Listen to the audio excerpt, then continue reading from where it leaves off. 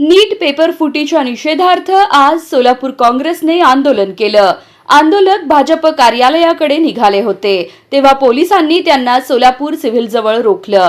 यावेळी तणावाची परिस्थिती निर्माण झाली होती।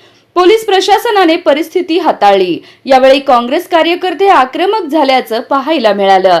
बघा काय म्हणाले काँग्रेस नेते। आंदोलन केलेलं आहे, सिव्हिल चौक ते भाजप कार्यालयावर मोर्चा काढलाय, कशा पद्धतीने बघता? बघायचा विषय काय नाहीये। देशामध्ये भाजपचं सरकार आल्यापासून देशाच्या शिक्षण व्यवस्थेच्या अतिशय निंदनीय परिस्थिती झालेली आहे।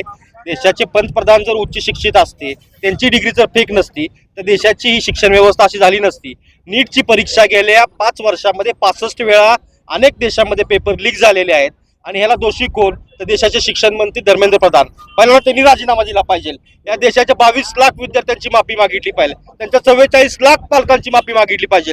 कारण का आपला पाल्य जेव्हा शिकतं तेव्हा आपला पालक असतो तो एज्युकेशन लोन घेतो, आपलं सोनं गहाण ठेवतो, आपल्या छोट्या छोट्या ज्या अडचणी आहेत, आपल्या छोट्या छोट्या आनंद आहेत, ते सगळं कॉम्प्रोमाइज करून आपल्या विद्यार्थ्याला शिकवण्याचं काम आपले पालक करत असतात।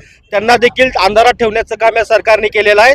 आता देशामध्ये 3 विद्यार्थ्यांनी या लिकेज झाल्यामुळे आत्महत्या केलेल्या आहेत। त्याचा दोषीदार कोण तर धर्मेंद्र प्रधान यांनी नैतिक जबाबदारी स्वीकारून पदाचा राजीनामा दिला पाहिजे। देशाच्या पंतप्रधानांनी यामध्ये हस्तक्षेप केला पाहिजे। फॉरेन टूर करण्यापेक्षा 22 लाख देशाच्या उच्च शिक्षित विद्यार्थ्यांचा जर तुम्ही वेठी धरत असाल तर त्याचा आम्ही निषेध करतो। एकीकडे डिझेल पेट्रोलचे भाव गगनाला भिडत आहेत आणि ते जबाबदार कोण आहे? आपल्याच पक्षाचे स्वर्गीय नेते देशमुख साहेब, त्यांचा बालेकिल्ला असलेल्या लातूरच्या मध्ये या नीट पेपरचं कनेक्शन सापडलेलं नाही। खऱ्या अर्थाने देशमुख साहेबांनी लातूर घडवण्यामध्ये मोठं त्यांचं योगदान आहे। काल आम्ही लातूरला देखील मोर्चा केला होता आणि लातूरचा हा पॅटर्न हा संबंध महाराष्ट्राला हेवा वाट असा लातूरचा पॅटर्न होता।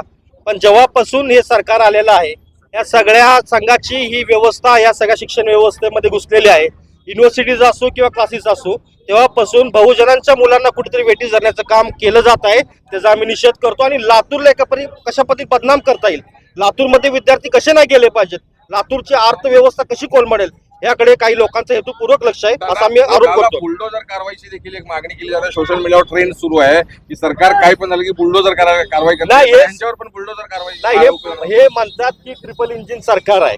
आपल्यासारखे अनेक पत्रकार आहेत, अनेक जे युट्यूब चॅनल चालवतात, त्यांनी सरकारच्या विरोधामध्ये एखादी जर बातमी लावली तर त्यांच्या घरावरती देखील बुलडोजर फिरवण्याचं काम करतात।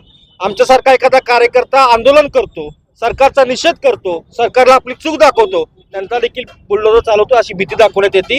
आणि सरकारच्या या देशामध्ये एकीकडे हुकुमशाहीकडे वाटचाल चाललेली आहे।